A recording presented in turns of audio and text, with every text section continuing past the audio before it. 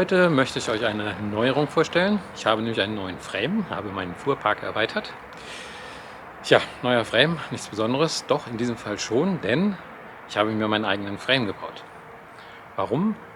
Weil ich ein großes Spielkind bin und einfach mal wissen wollte, was kann man so machen, was sind die Schwierigkeiten dabei und natürlich, wie fühlt es sich anschließend an, mit seinem eigenen Frame zu fahren. Es handelt sich um einen 5x80 Frame für die 165 mm Befestigung. Das heißt, er passt auf meinen Twister Edge und entspricht dem Rocker, dem NN Dragon Frame. Von daher erwarte ich heute auch ähnliche Eigenschaften beim Fahren. Wir werden sehen. Es gibt viele Möglichkeiten, einen Frame zu bauen. Die eine Variante ist CNC. Das heißt, er wird aus einem kompletten Block gefräst oder man nimmt ein Profil und fräst es aus diesem Profil heraus. Aber das ist in der Einzelauflage recht aufwendig und einfach zu kostenspielig. Deshalb habe ich mich für die einfachere Variante entschieden und habe mir aus entsprechenden Aluminiumplatten diesen Frame zusammengebaut, ausgesägt und dann geschweißt. Ich bin gespannt, wie er sich fährt. Ich bin gespannt, wie stabil er ist und das werden wir jetzt im Einzelnen sehen. Bevor wir die Frames in Aktion sehen, mal kurz ein Einblick, wie sie entstanden sind. Zu Anfang bestand natürlich ein Plan mit allen Abmessungen.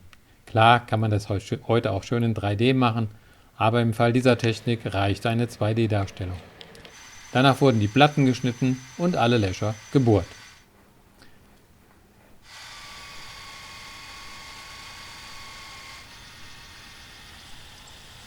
Dem folgten die Gewinde und dann die Senkungen für die Achsen.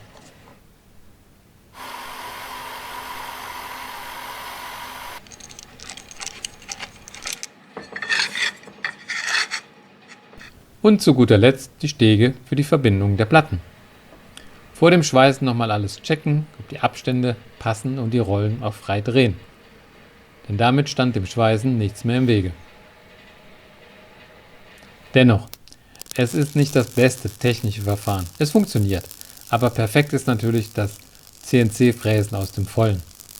Das Ganze wurde noch etwas geschliffen und poliert und damit war es montagefertig.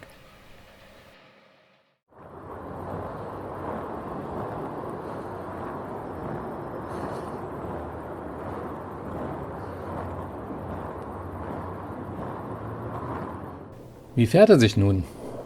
Wie nicht anders zu erwarten war, fährt er sich ähnlich wie der NN Dragon. Denn das Rockring ist nahezu identisch ausgelegt. Dies ist für mich ein sehr schönes und fahrbares Setting und die Moves, die ich vorher machen konnte, funktionieren auch mit diesem Frame. Er ist sehr stabil, man merkt nichts von einer Verwindung. Das ist allein schon dem 4 mm Aluminium geschuldet, immerhin 1 mm mehr als der NN Frame. Ist er dadurch schwerer? Ja, es sind 100 Gramm mehr, aber ehrlich. Diesen Unterschied merke ich nicht beim Fahren, damit kann ich leben. Er fährt sich sehr leise, das wiederum an der Wandstärke liegt und somit mehr Masse um die Rollen besteht. Er läuft sehr, sehr schön. Es macht einfach Spaß, mit seinem eigenen Frame zu fahren.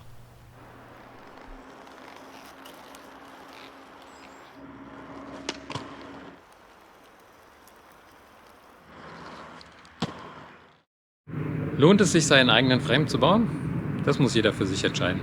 Das ist eine Frage des Geldes, das ist natürlich eine Frage auch des Werkzeuges. Kostenseitig bin ich etwas günstiger, als wenn ich die Frames aus Amerika natürlich importiere. Aber gut, es ist ein Einzelstück und von daher ist das nicht unbedingt relevant. Gehe ich jetzt in Produktion mit Frames? Nein. Für mich war es eine Machbarkeitsstudie, einfach zu sehen, was geht, ob die Werkzeuge das hergeben, die ich zu Hause stehen habe. Und ich freue mich am Ergebnis, ich freue mich am Fahren und bin froh, dass ich meinen eigenen 5x80 Frame jetzt fahren kann.